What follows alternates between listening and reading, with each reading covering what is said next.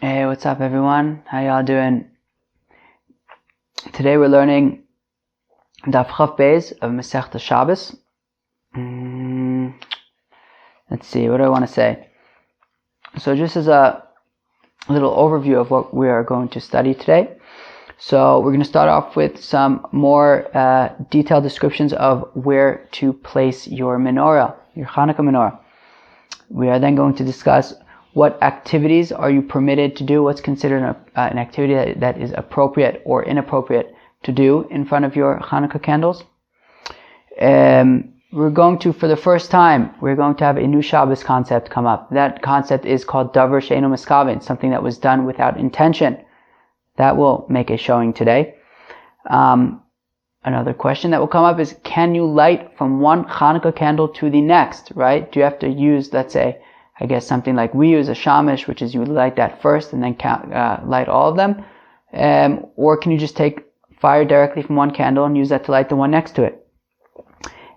Finally, we are going to wrap up the page with the concept of hadlaka Osa Mitzvah or Hancha Osa Mitzvah. What is the main part of the mitzvah of Hanukkah candles? Is it lighting the candles, or is it, interestingly enough, maybe picking up the menorah and placing it back down again? Well, we will find out all of these things and more in Daf Chaf Beis of Masechta Shabbos. So without further ado, we're going to start on Daf Chaf Aleph Amud Beis, all the way at the bottom on the last line. Amar of Kahana, said of Kahana, Darsh of Nasan bar Minyomi Mishmei der Rabbi Tanchum. There of Nasan bar Minyomi explained in the name of Rabbi Tanchum, Ner shel Chanukah shenicha l'mayla michaf ama psula kesuka uchimavui. Okay. If you put your Hannukah candles above 20 amos from the ground, it is no good. You're not makayim the mitzvah. It's possible, just like mavui and sukkah. What does that mean? So the very first Mishnah in Masechta Sukkah shigavoa l'mayla me'esrim ama psula, right? That a sukkah, the main part of the sukkah is not the walls of the sukkah. It's the schach. It's the roof of the sukkah. The roof of the sukkah must be less than it must be within 20 amos. I don't know if I said tfachim before, but amos. It has to be within 20 amos. It's about 30 feet of the ground. That is the height of a sukkah. It is assumed that above that, there's actually all sorts of reasons given in the Gemara for why it wouldn't be allowed to be longer than that, higher than that. And additionally, by a mavui, right? We've learned a little bit about mavuis, right? Those alleyways that are connected to Rishus Harabim. So where you're allowed to carry in a mavui, I believe if there is an Eruv over there. However, there would still have to be either a lechi or a korah. These things have come up already in Masechta Shabbos. A lechi would be a vertical pole that you stick into the ground, and a korah would be a horizontal pole that goes from one wall of the mavui to the other wall of the mavui. The goal of both the lechi and the korah is the same. It is so that if you're carrying in the mavui and you're about to step out into Rishus Harabim, the lechi and the mavui both serve as a reminder, like, hey, wait a second, buddy, make sure you're not carrying anything, because you're about to go from one Rishus to the next. So, in that case, if the korah, which is the horizontal beam that goes from one wall to the next, if it's higher than 20 amos, it will be too tall and nobody's going to see it, and it won't really be much of a reminder. Here as well, by Hanukkah candles, the whole point of, as Rashi points out, and he's already said it a few times, right, that the point of Hanukkah candles is persume nisa, to publicize the miracle that happened. And if it's too high up and nobody sees the menorah, well then you're not doing much of a publicizing. So therefore it would be psula. Okay? Very good. Weiter. V'amar of Kahana, and said of Kahana, Tarish of Nasan bar Minyomi Mishmedu of Tanchum. Oh, so this is actually a relatively famous Gemara. So Rav Nasan bar Minyomi explained the name of Rav Tanchum. Ma'idich siva bor reik ein bo mayim. When the brothers were selling Joseph, and they took off his, ksonas pasim, his this fancy garment that he had from Yaakov Avinu, and they took it off him and they threw him in a pit. It says that not only was the pit empty, there was no water in it. So the Gemara wants to know, once already the pasuk says that the pit was empty. Well, if it was empty, there was nothing in there. Obviously there was no water in there. So what does it mean that there was no water in there? Mayim ein bo, avan chashim v'akravim yesh bo. There was no water in there, that's true. It was empty from water. But there were snakes and scorpions in that pit. Okay. Amar Rabba, said Rabba ner Hannukah, mitzvah la'anicha b'tefach asmucha lepesach. Okay. Rabba says that when it comes to the Hannukah menorah, you should leave it within 1 tefach away from your door, right? So we already know that you leave it outside of your front door, but can I leave it, 10 feet away from my front door? No, leave it within 1 tefach distance from your front door. And where do you put it? Do you put it on the right side of your door, on the left side of your door? Rav Acha brei the Rava Amar miyamin, Rav Yirmiyah midifti Amar Shmua Amar mismol. So Rav Acha brei the Rava says you put it on the right of your door when you are going into your house, right? So as we're gonna bring mezuzah into the discussion in 1 second. So basically it would be on the same side of your door as your mezuzah is, right? On the right side when you're entering through the front door. And Rabbi Yirmiyah Midifti says that it should be on the left of your front door. So basically on the opposite side of the door from your mezuzah. And the halacha is that you should put your Hannukah menorah on the left side of the door when you are going into the house, so that you can have your Hannukah on the left side, your Hannukah menorah on the left side, your mezuzah on the right side, and I guess that you have mitzvahs from both sides, and that is awesome. Amar Rav Yehuda, Amar Rav Asi, said Rav Yehuda in the name of Rav Asi, Asur lahartzos mos keneged ner Hannukah. It is forbidden, it is not allowed to count your money in front of the Hannukah candle. So I guess if you are playing dreidel and you're having a particularly good night, don't count all your winnings in front of the Hannukah menorah. And then Rav Yehuda continues and he says that when he was saying over this halacha from Rav Asi, he was saying it over in front of his Rebbe Shmuel, that you shouldn't be counting money in front of the Hannukah candles. Shmuel said, why can't you count money in front of Hannukah candles? Are Hannukah candles, do they have any special kind of kedusha to them? I mean, it's a mitzvah, but do they have any inherent kedusha? Is it like a korban? Is it like, no, you can count money in front of them. What's the problem? To which Maskifla Rav Yosef says, So Rav Yosef was a student of Rav Yehuda, who in turn was a student of Shmuel. So Rav Yosef says to his teacher Rav Yehuda, that makes no sense. What, just because there's no kedusha in the Hannukah candles, you can just do something as mundane as counting money in front of them? V'chidam kedusha yeshbo? Does blood have any holiness in it?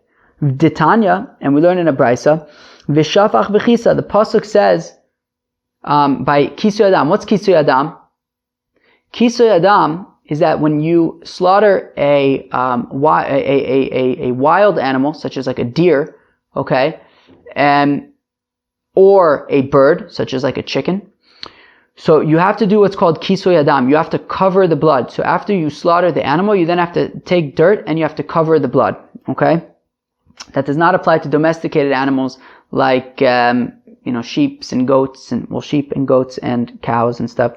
Anyways, so it says v'shafach v'chisa, that you will spill the blood when you are slaughtering it, and then you have to cover it up in dirt.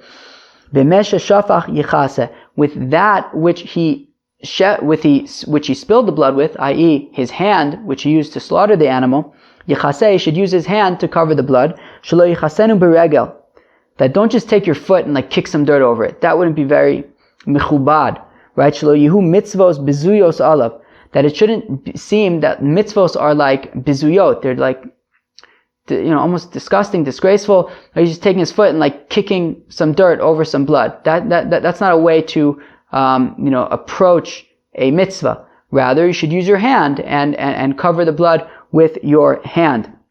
It's more mechubad. Hachinami, and even though blood is not kadosh, doesn't have any inherent kedusha, but because it's a mitzvah of kisoy adam, so treat it appropriately and don't kick dirt over it. Use your hand. Hachinami, here also, when it comes to counting your money in front of Hannukah candles, even though Hannukah candles don't inherently have kedusha, but it is a mitzvah nonetheless. Shelo yihu mitzvos bezuyos alav. We don't want it to look like mitzvos are disgraceful upon him, that he doesn't even care and he's just counting his money right in front of the Hannukah candles. So according to Rav Yosef, you still would not count your money in front of the Hannukah candles.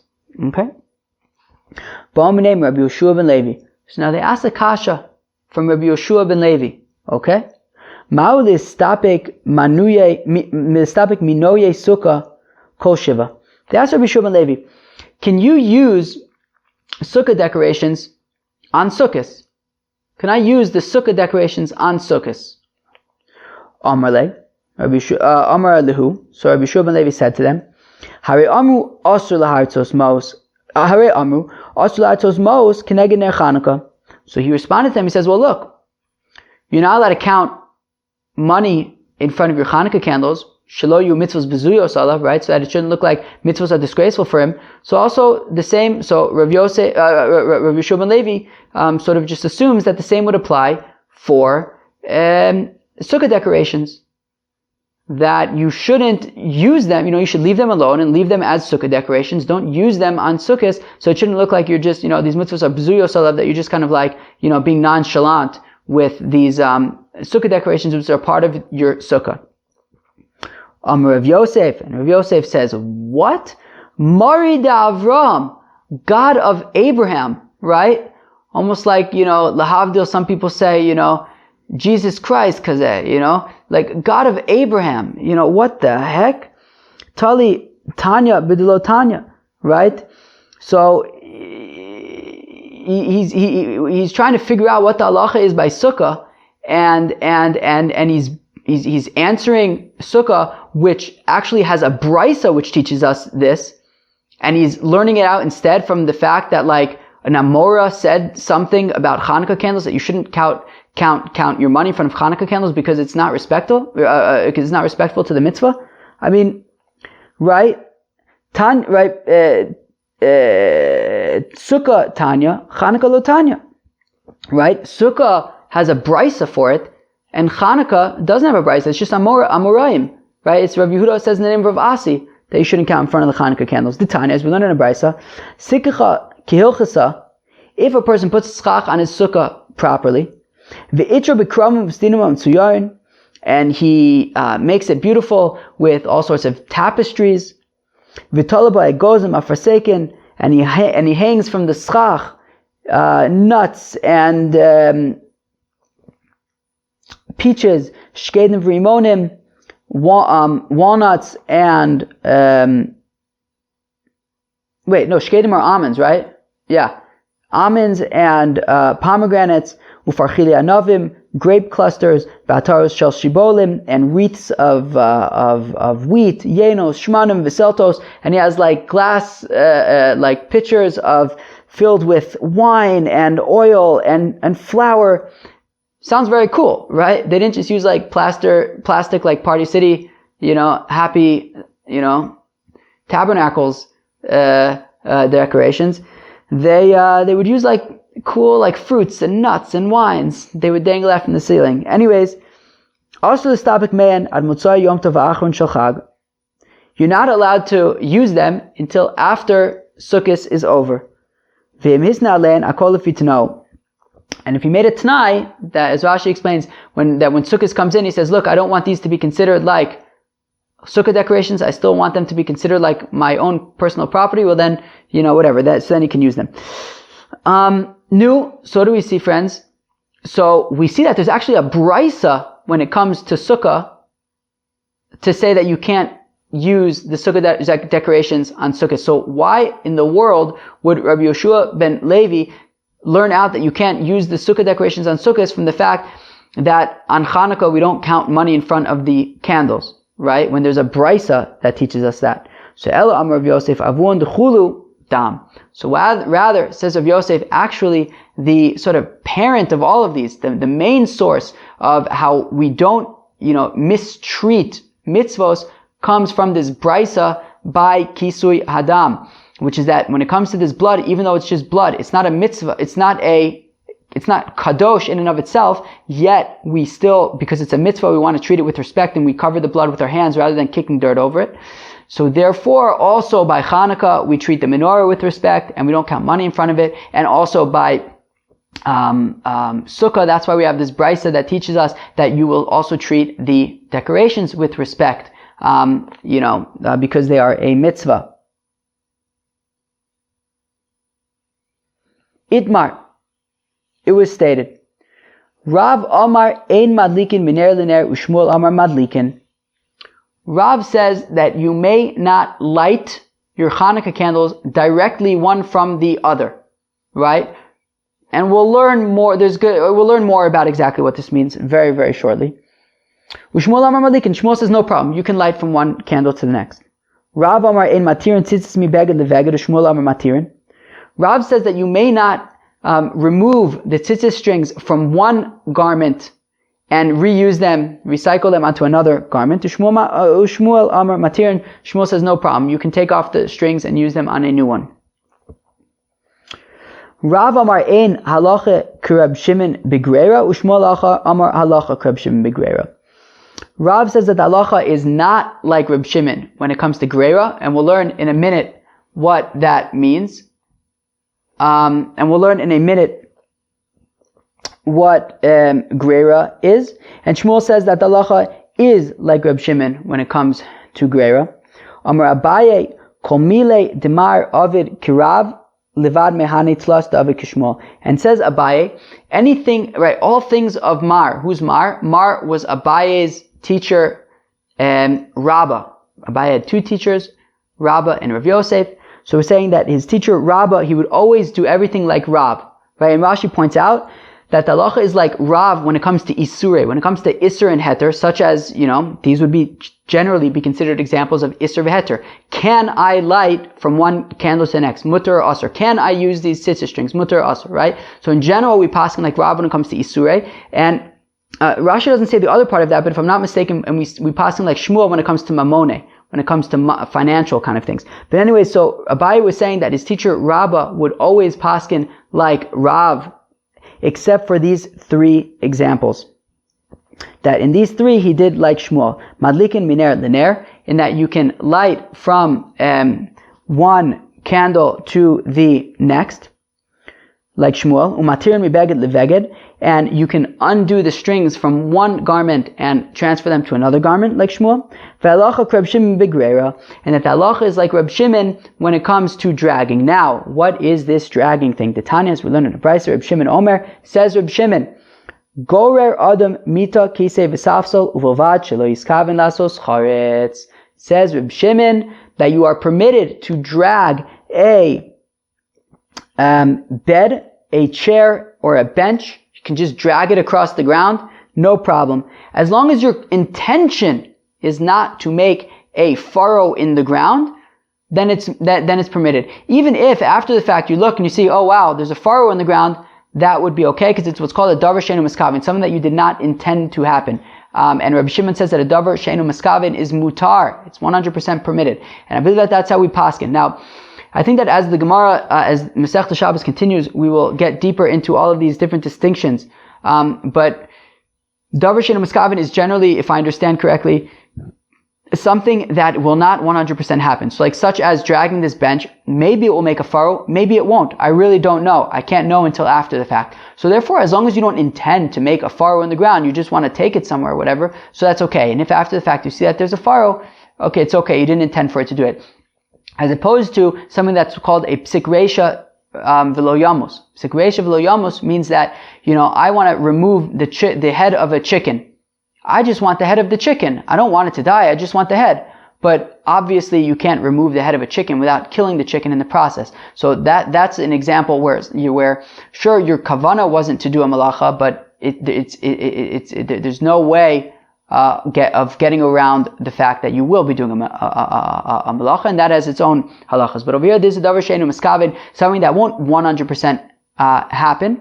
And as long as you didn't have kavana to do the malacha, even if it turns out after the fact that the malacha was done, it would be acceptable. So Abaye is saying that his Rebbe Rabbah would paskin like Shmuel in these three cases. Okay, so now we're going to get into this machlokas between Rab and Shmuel about can you light from one candle to the next. Remember, Rab says you may not, Shmuel says you may. Yosef Umer Rabbanon Kamei Rav Ada bar Ahava v'Yosef v'Ka'amar. So there was a rabbi who was sitting in front of Rav Ada bar Ahava, and he said the following statement: Taima de Rav mishum bizui mitzvah. The reason why Rav says that you may not light from one candle to the next is because it's disgraceful to the mitzvah, like we've been discussing up until now in terms of counting your money in front of the candles and things like that. You may not light from one candle to the next because it's disgraceful for the mitzvah that you are lighting from one to the next, and we're going to explain what that means. We're going to explain what this means further in a minute. Amr Lehu, and Rav Ada bar Ahava said to everybody in the room, he said, Lo tatsisu le, do not listen to this rabbi guy who says that the reason for Rav saying that you may not light from one candle to the next is because it's bizui mitzvah. Taimei de Rav mishum de kamakrish mitzvah. The reason for Rav in saying that you may not light from one candle to the next is because you're going to be weakening one of the flames. Now, you're not literally going to be weakening one of the flames. As Rashi points out, it's ke'ilu you're weakening one of the flames, as if you're like taking away some of the moisture of the oil from one flame and bringing it over to the next. Okay, fine. My benayu, what's the nafkamina? Iki benayu de kamadlik mishraga l'shraga. Okay? The nafkamina is if you are lighting directly from one candle to the next. Meaning. The assumption up until now, I believe, was that you were lighting from one candle to the next using, let's say, like, a wood chip or even a match, right? So let's say, you had one of your candles lit, okay? Right? So let's say maybe you had a match or something and you lit the first candle, then the match went out. So the question is, do I need a light, so can I take this match, which obviously isn't part of the mitzvah, it's not one of the candles, it's just a match that you're using to light, can I stick it into the candle that I just lit and then transfer the fire to the candle next to it? So if you say it's a matter of, so in that case, it wouldn't be allowed according to both explanations. If you say that it's bizui mitzvah, right, that it's not mechubad, that you're going to take some random piece of wood and all of a sudden tie that up in the mitzvah and, take this random piece of wood, stick it into this fire that's from a mitzvah and use that to transfer the fire to the candle next to it. That, using sort of chulin as part of them, introducing that to the mitzvah is bizui mitzvah. And according to Rav Ada bar Ahava's explanation, that you're actually taking away, so to speak, from the first flame, well, that it also wouldn't be allowed, because by, taking this match and sticking it into the first flame, you're taking away, so to speak, some of the oil from the first flame. However, the nafkamina would be, what if you light directly from one candle, one flame to the next without an intermediary? So if you say that the issue of that what Rav says you can't light from one candle to the next because it's bizui mitzvah, it's disgraceful to the flame, well, in this case it's really no problem because you're not introducing anything that doesn't belong. You're just transferring fire from one flame directly to the next flame. Both of them are mitzvahs, so that would be okay. However, according to Rav Ada bar Ahava's explanation that it's about weakening, so to speak, the first flame, well then, that would still apply because, you're sort of taking away from the first flame in order to transfer it to the second flame. So says the Gemara, Manda Amar mishum bizui mitzvah mishraga l'shraga madlik. If you say like this first rabbi that the issue of madlik hadlaka miner l'ner is bizui mitzvah, well then if you're lighting directly from one flame to the next, then there's no bizui mitzvah. Manda Amar mishum akhushe mitzvah mishraga l'shraga nami asur. However, if like Rav Ada bar Ahava, you say that the issue of lighting from one candle to the next is that you're weakening a mitzvah, you're weakening the first candle, which is part of the mitzvah, well then, even if you light directly to the candle next to it, it would still be akhushe mitzvah, it would still be an issue. Masiv Rav Avya. Okay, so this question, you got a haltkappa shtickle for this question. It's a geshmaka question, but you have to focus a little bit. So Masiv Rav Avya. So Rav Avya asked the following question. Meiser Sheni. Who remembers what Meiser Sheni is? Right? Meiser Sheni kept on coming up. Well, Meiser in general kept on coming up in Masechta Brachos. It felt like all the time we were going through what Truma and Meiser is. So bringing back all of those discussions, right? Of course, you have your field. You have a wheat field, 100% of the crop. You begin with. You take 2%, and then you give that as Truma to the Kohen. You then take an additional 10%, and you take that as Meiser, and you give that to the Levi, and then from what's remaining, you take an additional 10%, and that's what's called Meiser Sheni. And this Meiser Sheni, you have to take to Jerusalem and eat it there. Now, what if you don't want to schlep all of this produce to Jerusalem and to eat there? So you can deconsecrate this Meiser Sheni onto money, okay? And then you would take that money to Jerusalem and you would spend it on food. Okay. Although nowadays that's a little bit more difficult because apparently they closed the Machne Yehuda Shuk. But, I don't know. Hopefully it's still open. Otherwise, what are we going to eat? I don't know. But in any event, so this is precisely what we're talking about now. You took Meiser Sheni, okay? You had your Meiser Sheni, you didn't want to ship it to Jerusalem, so you transferred the Kedusha of the Meiser Sheni onto money, okay? So now Meiser Sheni, if you have this money that is the Meiser Sheni money, in Shoklin Kenegdo Dinrei Zav, Va'afilu l'chal olav Meiser Sheni acher. Okay, so you had your Meiser Sheni, okay? Great. Maybe you have like a big property and you grow wheat and you also grow epis barley, okay? So you had your wheat crop and you took your Meiser Sheni from the wheat and you transferred it onto money. Now you have your barley crop and you want to transfer that Meiser Sheni onto money as well. But you also want to make sure that the money that you're going to be using to transfer the barley Meiser Sheni onto that money is the proper weight, right? Is the proper amount, so that you know that you are transferring the Kedusha onto the proper amount of money. So what you do is you say, okay, so let me take this first money that I've already deconsecrated my wheat Meiser Sheni onto this money, and I'll put it on one side of the scale, and then I'll take this other money, these dinrei zav, these golden dinars that I intend to use to deconsecrate the barley onto them, and I will put that on the other side of the scale and make sure that they are the proper weight. So what's the what's the deeper thing that's going on over here? The idea is that you have something that is part of a mitzvah, right? You have these coins that you already deconsecrated the wheat onto them. So they're already part of the mitzvah, okay? And the question is, can you introduce now these new coins, which are chulin, because you haven't deconsecrated the barley yet onto them, so they're chulin.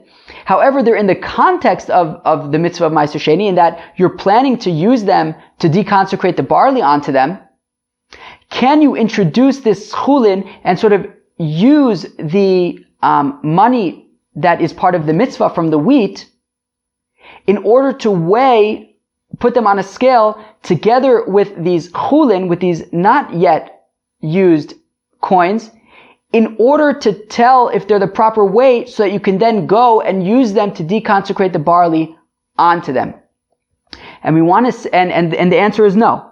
The answer is no. And we want to say that this money that is currently chulin, that has not yet been used to deconsecrate the barley onto them, is similar to the match in our case, right? You're introducing this match, which is chulin, and you want to use it to stick into the first candle, which is a mitzvah, and then use that match to, in the context of a mitzvah, to then light the next candle. And we're saying that you're not allowed to, use the coins that already have been used for the mitzvah to deconsecrate the wheat. You cannot use them in weighing the chulin money that we want to use for the barley, even though it's all in the context of a mitzvah. So, so I understand if we say that the machlokas between Rav and Shmuel is specifically when you're lighting directly from one candle to the next, that Rav says that you're not allowed to light from one candle to the next, ostensibly because it's weakening the first candle. And Shmuel says, what are you talking about? Of course you can light from one candle to the next. Weakening a flame is not really a thing. However, if you would ask Shmuel, can you take a match and stick it into the original flame and then use that to transfer it to the next flame? Shmuel would say, Ma pitom, of course not, it's bizuya mitzvah. Well then, halo tavet yuvta. All good. Well then, everyone agrees that you wouldn't be able to take this match, this chulin match, and introduce it into the mitzvah, even though you want to use it to just transfer, one fire from one flame to the next one, which would all be in the context of Neros Hannukah, but Shmuel says, no way, you can't introduce this match, it's bizuye mitzvah, and therefore, it's bizuye mitzvah, and therefore, all would be good, because that's completely in line with this brisa in the context of Meiser Sheni, which says that you would not be allowed to use the mitzvah money that's already been has already the wheat deconsecrated on it to weigh against the chulin money, even though your intention is to use the chulin money as part of the mitzvah as well to deconsecrate other Meiser Sheni. However, if you say that Shmuel, when he argues on Rav and says that you're allowed to light from one candle to the next, it's even by way of an external match that is chulin, that is not part of the mitzvah. Well then, hatavi tiyuvta. Well then, what is Shmuel going to do with this brisa, which says that you wouldn't be allowed to use the money that you've already deconsecrated Meiser Sheni onto in weighing the chulin money, which you intend to use in the context of the mitzvah to deconsecrate your barley. So it would be a kasha on Shmuel. So the Gemara says, Amar Rabba, Gezerah Shema lo yichavin mishkalosav v'kamapeklu lechulin. So Rabba says, not necessarily. It wouldn't necessarily be a problem for Shmuel. Shmuel can even argue with Rav when it comes to using a match and sticking it into the first flame and then transferring the fire to the second candle. And even if he says that would be mutter, there wouldn't have any problems from that brisa in Meiser Sheni. Why? Because the brisa by Meiser Sheni, what happens if it turns out that this chulin money that you were intending to use to deconsecrate the barley turns out not to be the proper weight? Maybe it's too heavy or it's too light. So you say, okay, I can't use this money. Well, and after all, that's what he's doing in the first place, right? He's weighing it because he needs to make sure that it's the right weight, which means that there's a chance that it might be the wrong weight, right? So therefore, what happens if in fact this chulin money turns out to be too heavy or too light? Well then, you're not going to use it to transfer the Meiser Sheni barley to this chulin money. You're going to use other money. In which case, you ended up using the mitzvah money, the money that already you deconsecrated the wheat onto. It turns out that you used it to weigh against this chulin money, and you didn't even end up using the chulin money in the context of the mitzvah, so it was a waste. So that is why you wouldn't be allowed to use the mitzvah money to weigh against the chulin money, because there's a chance you might not end up using the chulin money. But in this case, there really isn't what's going to happen? You're taking a flame, a match, you're sticking it into one flame, immediately transferring it to the next one. There isn't really any chance of this sort of chulin, this match that you're introducing here. There isn't really any chance that it's not going to end up being used in the context of the mitzvah, because you're just immediately going to use it to light the next one. So Shmuel could still argue that would be acceptable, and it wouldn't be bizuye mitzvah, because it's all within the context of the mitzvah of lighting candles. Wow. Okay. So we see that Shmuel can argue on Rav with regard to both if whether or not you're using a match or something in between the lighting or not. Okay, fine. Okay, so now Rav Sheshes asks a kasha on Rav, who says that you're not allowed to light from one candle to the next. Okay. Masu Rav Sheshes. So Rav Sheshes asks a kasha. It says in the context of the menorah in the Mishkan, okay, that you would light, that you would organize that the Kohen would organize the menorah outside of the parochas. The parochas was basically the curtain in the Mishkan between the Kodesh HaKodashim and the Kodesh, right? The rest of that sort of covered area in the Mishkan. So it says that the Kohen would organize the menorah every day. Okay. And the Gemara says, one second, what's the deal with this menorah? Why do we have the menorah? What's its purpose? What does it do?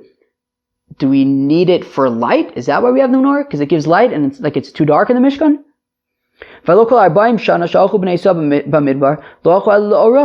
All 40 years that the Yidden were wandering in the desert, they walked to the light of God. So we don't need the menorah for light. They had the light of God. So what's the point of the menorah?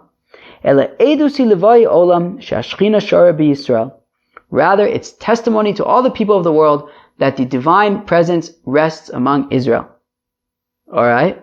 My edus, what is this testimony? How is the menorah testimony to all the people of the world that the divine presence rests upon Israel? So Amar Rava, Zoner Ma'aravi. You know what the testimony is? The testimony is that there was a certain feature of the menorah. That feature was the Ner Ma'aravi, the western candle, which wasn't actually the western candle. That's a technicality. Whatever. It was actually the second candle from the east. Whatever. But it was referred to as the Ner Ma'aravi. Shenosin Bashemen Kimidas Chavrosel, that you would put in the same amount of oil for the Ner Ma'aravi as you would put in all the other 6 candles. However, Umimena Hayamadlik Uvoya Masayim, and yet every single day it would be the first one that you would light from. You would light from it, and it would last 24 hours.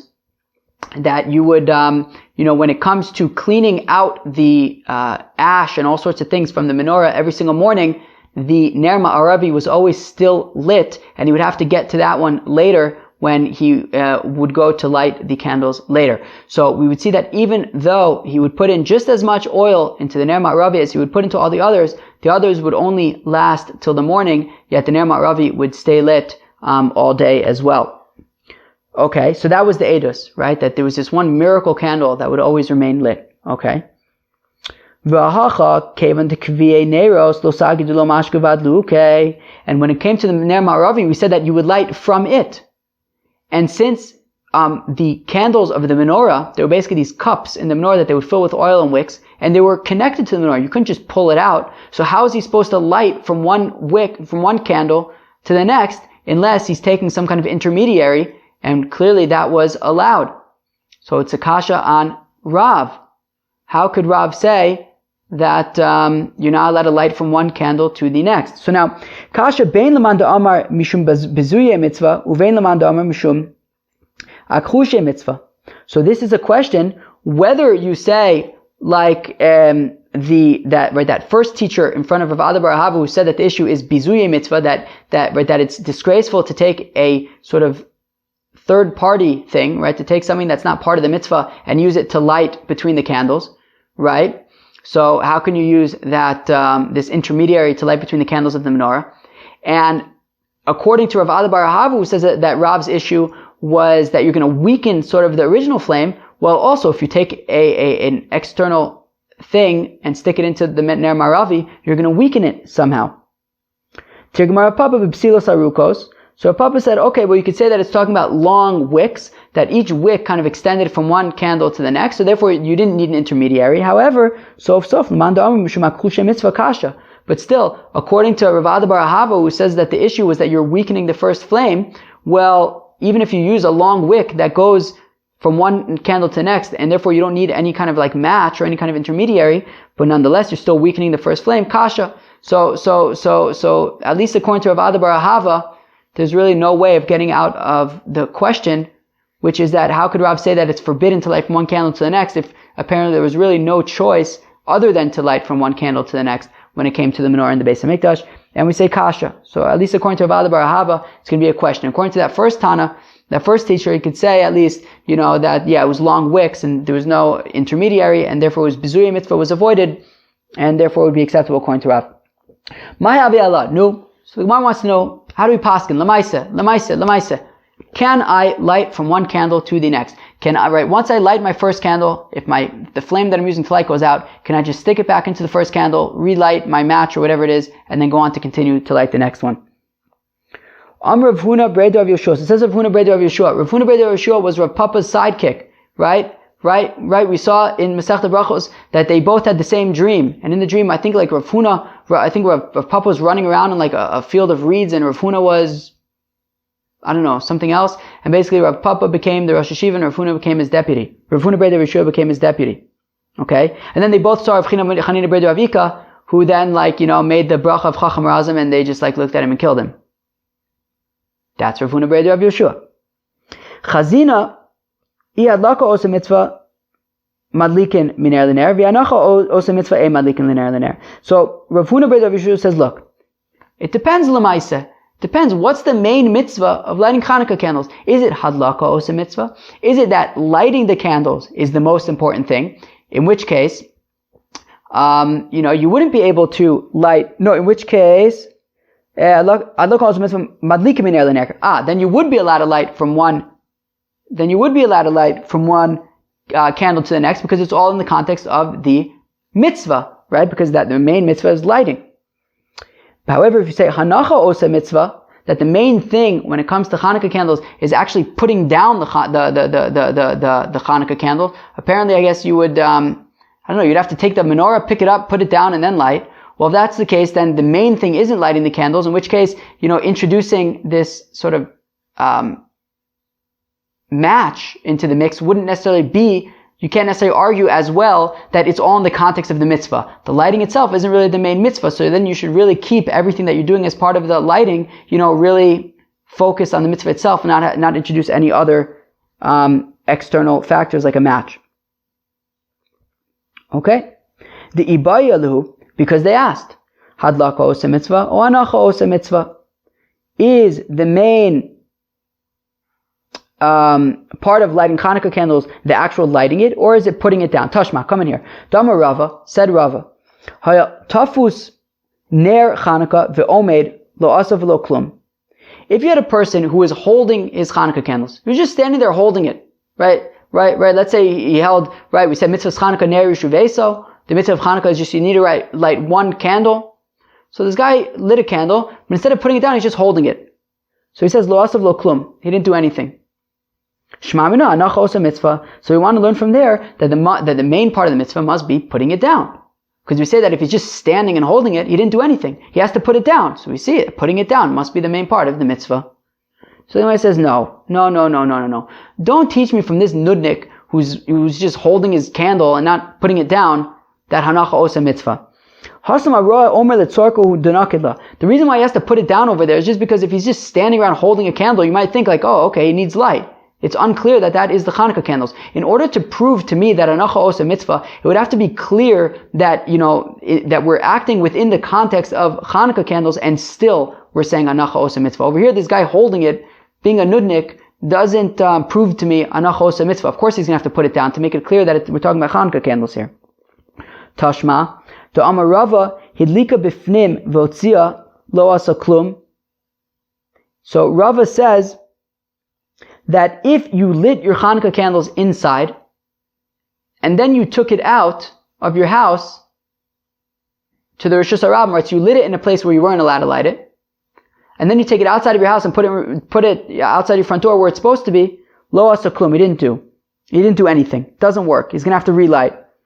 So iyamar bishlama hadlaka osa mitzvah. So now we're going to argue the opposite, that, it must be that the most important thing is the hadlaka. So adlaka bimkomo ba'inan mishamachi lo asa klum. And therefore we'll explain that the lighting of the menorah is the most important part, and because he lit inside where he wasn't supposed to light, that's why when he then takes it out, it doesn't matter. You didn't do it right in the first place, he has to redo it. But if you say that the main thing is putting it down, well, why didn't he do anything? So what that he lit it inside? He put it down in the right place. So therefore, this must be a proof that the halakha osa mitzvah, and that's why he's got to redo it. So over there also, no, this isn't going to prove halakha osa mitzvah, because there also, it's the guy was just not doing the mitzvah right. Meaning anybody who sees him take a menorah outside and doesn't know that he lit it for Hannukah candles will say, he's taking a candelabra outside. He needs it for his light. It's not clear that that he's doing this in the context of Hannukah candles. That's why he needs to light it again, right? We need to find a case where it's clear that he's in the context of Hannukah candles the entire time, and yet we can prove either adlaka osa mitzvah or hanacha osa mitzvah. So, and such a case is about to come right to our doorstep. Tashma, Da'amar Rabbi Yeshua ben Levi, says Rabbi Yeshua ben Levi, Ashashis, Sha'isa dolekes v'oleches kol hayom kulo l'motzei Shabbos mechabe umadlika. So we say, what if on Erev Shabbos you lit your Hannukah candles and you were so nervous that, right, because on Erev Shabbos you got to light Hannukah candles early and you have to make sure that there's enough oil that it should last even after Tzeitzah Kochavim. You were so nervous that you put in so much oil that a mamash lasted the entire Shabbos, and now it's Motzei Shabbos and you want to light your Hannukah candles and it's still lit from yesterday.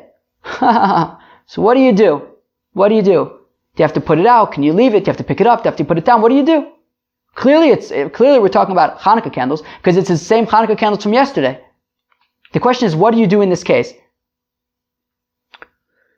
So we say, mechaba umadlika. You put it out and relight it. That's what you have to do. It doesn't say anything about picking up and putting down. It says what you have to do in this case, you have to put it out and you have to relight it. So Iyamar bishlam adlaka osa mitzvah shapir. If you say adlaka osa mitzvah, that makes sense. We're just saying, we don't say anything about picking up and putting it down. You just say, oh, okay, it's still lit. Okay, just blow it out and relight it, and then you can have your mitzvah for tonight. But if you say that the main thing is putting it down, well then, hay mechabe umadlika, when it says put it out and rekindle it, mechaba umagbia umanicha umadlika mibayele. It should instead say that what you would have to do is you have to put it out, you'd have to pick it up, put it back down, and then relight it.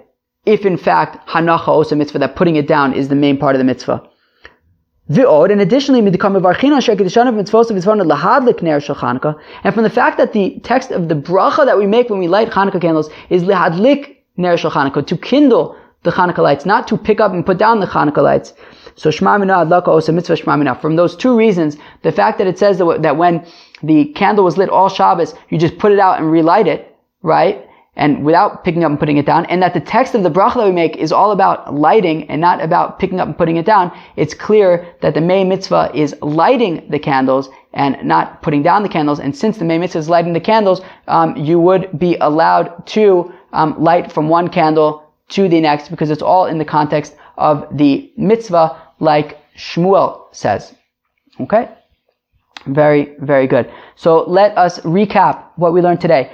So we started off with some more descriptions of where do you put the Hanukkah menorah. Yesterday already we said that we put it outside of the door, but where outside of the door? So so first we started off within 20 amos of the ground. So that's probably actually more if you had to light, if you're clearly not on the ground floor, right? So we also said yesterday that then you can light in your apartment, but that we said today now that it would have to be within 20 amos of the ground. If you're putting it outside of your front door, you should put it within 1 tefach distance of your front door, and it should be on the left side, so you have the menorah on your left and the mezuzah on your right. What activities are permitted in front of the Hanukkah candles, right? We say that you are not allowed to count your money in front of the Hanukkah candles, and we explained that that's because shelo yihu mitzvos bezuyos alav, you should not have bizui mitzvah, disgracing of mitzvah. And, that theory then came up again in our next discussion, which is, are you able to light from one candle to the next? One of the opinions was that it's disgraceful to particularly use a match, something that's not part of the mitzvah, in order to light from the next. That was the machlokas between Rav Ada bar Ahava and the Tana who taught, the teacher, the rabbi who taught in front of him. Rav Ada bar Ahava said that the issue there was actually that you were going to weaken the flame. Okay? Davar she'eno miskaven came up today. When you do a malacha on Shabbos without the intention of doing the malacha, right, and it won't necessarily get done, so then that would be okay, even if it turns out that it does get done. Lighting from one candle to the next, Rav says that you may not, Shmuel says that you may, and which then got into ultimately at the end, we concluded with the machlokas of hadlaka osa mitzvah or hanacha osa mitzvah. Is it lighting the candle that is the most important thing in the mitzvah, or is it the putting down of the candle, of the candle or the menorah? Is that the most important thing? We concluded that it is the lighting of the menorah that is the most important thing, and therefore we would say, like Shmuel's opinion, that you would be allowed to light from one candle to the next, even if you are using a match or something, because it's all within the context of the mitzvah. Shkoyach, everybody. Thank you very much. I had a great time. I hope you did as well. Have an awesome day. Peace.